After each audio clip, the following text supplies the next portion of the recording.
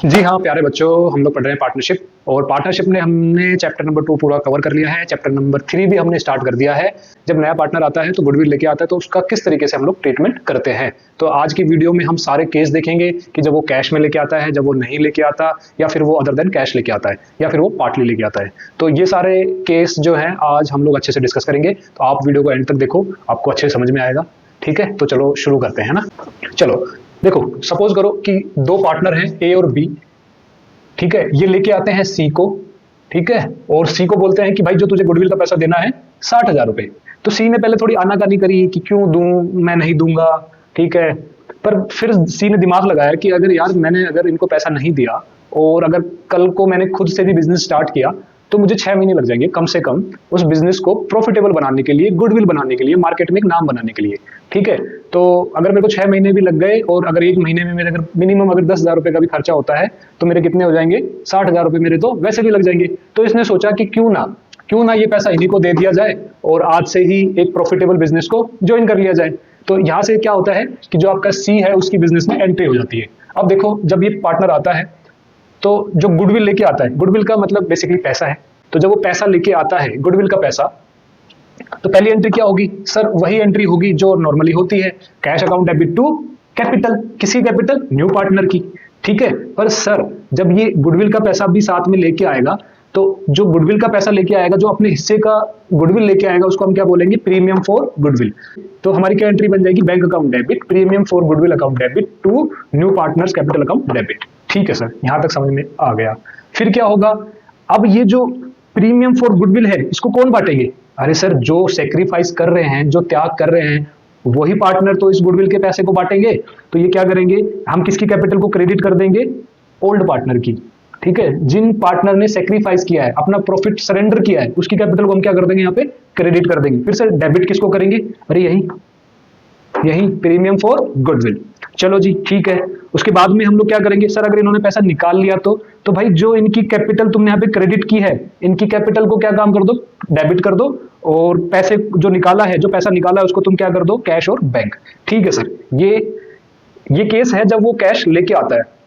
Sir अगर वो cash लेके ना आए तो बेटा देखो, अगर वो कैश लेके नहीं आया, और मान के चलो कि वो सिर्फ कैपिटल का पैसा लेके आया, तो आप क्या करोगे? सेम एंट्री करोगे, बस ये नहीं करोगे प्रीमियम फॉर गुडविल, क्योंकि गुडविल का पैसा लेके नहीं आया। तो आप क्या एंट्री करोगे? Cash account debit to capital, सिर्फ कैपिटल, अगर वो कैपिटल का पैसा लेके आ रहा है तो। ठीक है सर। अब सेकंड केस में ये देखो कि जो आपके ओल्ड पार्टनर हैं, वो तो चिल्लाएंगे कि भाई हमने सरेंडर किया है, हमें तो हमारी कैपिटल बढ़ानी है, भाई जो हमने सरेंडर कर दिया उसका बेनिफिट तो हमें मिलना चाहिए ना। तो ठीक है, इनकी कैपिटल को हम क्या कर देंगे? क्रेडिट कर देंगे। पर सर ये तो कुछ लेके नहीं आया, ये जो न्यू पार्टनर है लेके नहीं आया, तो इसकी कैपिटल को डेबिट ना करके हम लोग क्या कर देते हैं? करंट अकाउंट को। ठीक है, उसको भी बुरा ना लगे कि भाई वो सारा पैसा लेके आया है और इन्होंने सबने बांट लिया। तो इस वजह से क्या करते हैं हम लोग कि ठीक है, याद रखने के लिए कि हम क्या कर देते हैं यहाँ पे? Partners capital account debit.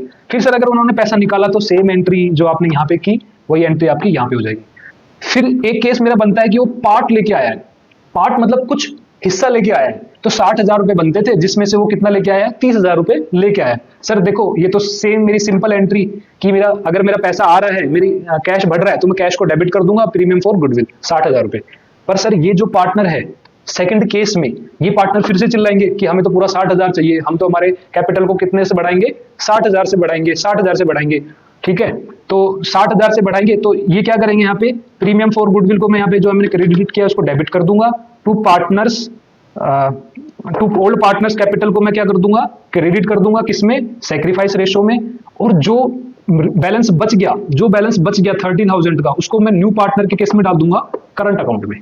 ठीक है सर, यहां तक भी ठीक है। और उसके बाद में अगर ये लोग पैसा निकालते हैं तो क्या हो जाएगा? Old partners capital account debit to cash. चलो सर, अगर वो कैश नहीं लेके आता है, तो उसका फर्नीचर का बिजनेस था, उसने बोला कि मैं पैसा नहीं दे सकता, मैं क्या दे दूंगा आपको? फर्नीचर। तो हमने बोला ठीक है, तो हम क्या कर देंगे? फर्नीचर को यहाँ पे क्या कर दूंगा? डेबिट कर दूंगा। देखो बच्चों समझो, आपका कैश भी एसेट्स है और फर्नीचर भी एसेट्स है।